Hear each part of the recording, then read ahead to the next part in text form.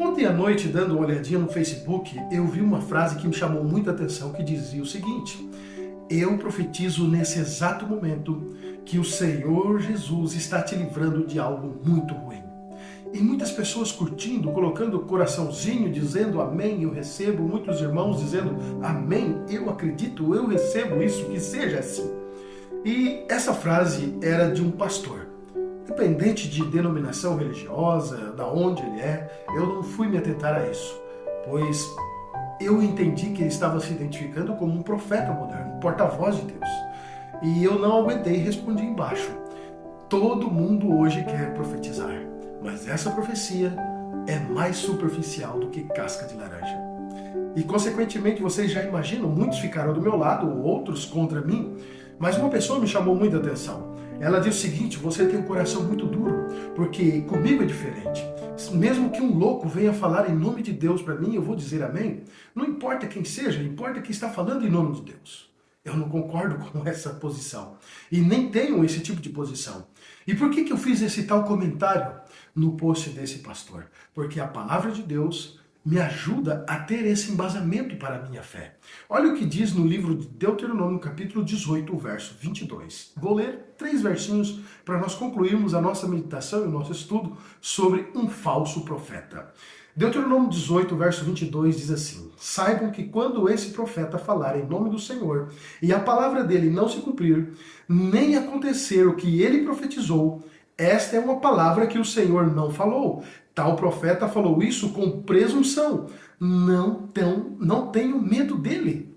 Olha só, é interessante que Deus está dando um alerta para mim que quando alguém falar em nome de Deus e essa palavra não se cumprir, não é Deus que está falando.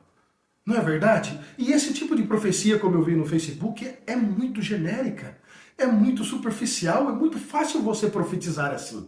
Eu já vi pessoas que entraram em igrejas e receberam profecias e elas não aconteceram. E aí quando elas voltam para questionar o tal pastor, o tal líder religioso, ele diz o seguinte: você não teve fé. Você não tem fé suficiente para receber aquilo que Deus tem para a sua vida. Você tem algum pecado escondido, mas não é isso que a palavra de Deus está dizendo. A palavra de Deus não está condicionando a profecia ou o acontecimento à sua fé. Está dizendo que quando o profeta falar e não acontecer, o problema está com ele, não está com você ou com sua fé. Porque quando Deus fala, não importa, meu filho, não importa, minha filha, se você acredita ou não acredita. A palavra vai acontecer. A palavra de Deus vai se realizar, porque não existe nada e ninguém nesse mundo que pode impedir a obra de Deus. Não existe nada. Não é a sua falta de fé. Não é a sua falta de comunhão com Deus. Não são os seus pecados que impedem de Deus realizar alguma coisa na sua vida.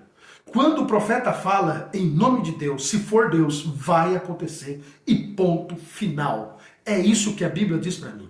Mas a Bíblia também me diz mais sobre essas pessoas dos nossos dias. No livro de Mateus, no capítulo 7, o verso 21 a 23. Preste muita atenção.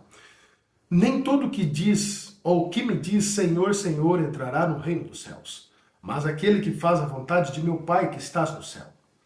Muitos naquele dia vão me dizer: Senhor, Senhor, nós não profetizamos em seu nome? E em seu nome não expulsamos demônios?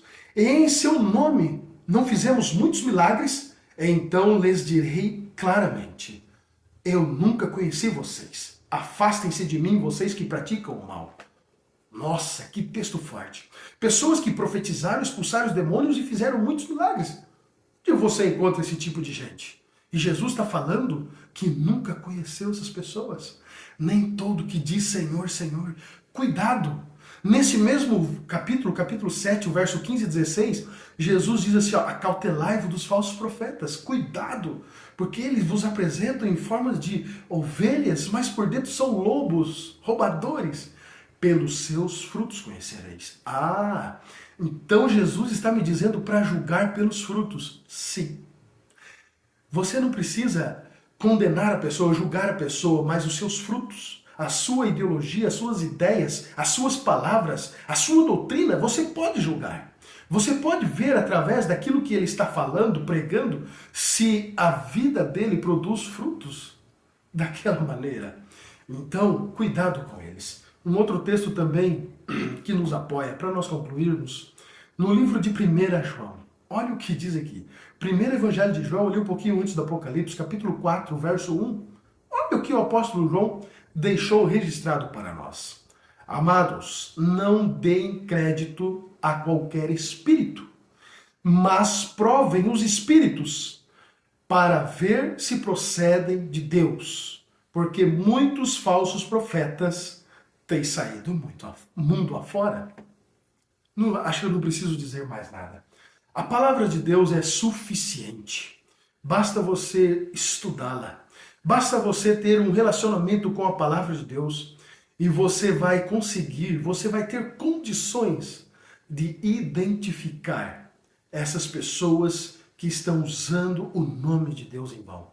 Mas primeiro de tudo, se você for uma pessoa espiritual, se você for uma pessoa ungida pelo Espírito Santo, guiada pelo Espírito Santo, selada com o Espírito de Deus, você vai ter condições sim de identificar quem é da mesma maneira, quem também é espiritual, quem também tem amizade com Deus.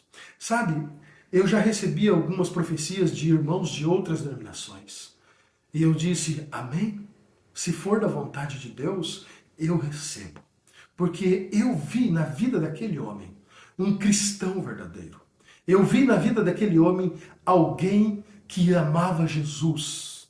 Alguém muito sincero em relação à sua fé com Deus.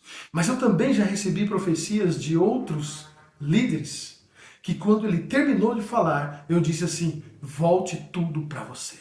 Não aceito uma palavra, porque a palavra de Deus, como nós acabamos de ver, me dá condições de ter essa atitude e esta postura. Queridos, estude a palavra, busque a Deus, trave uma batalha com o Espírito Santo.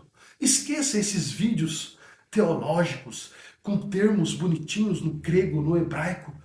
Entra no seu quarto, fecha a porta e busque a presença de Deus. E estude a palavra de Deus como se fosse a última coisa que você necessitasse para sobreviver nesse mundo. Depois você me conta. Você vai ver a obra maravilhosa que o Senhor Jesus vai fazer na sua vida. Que Deus te abençoe.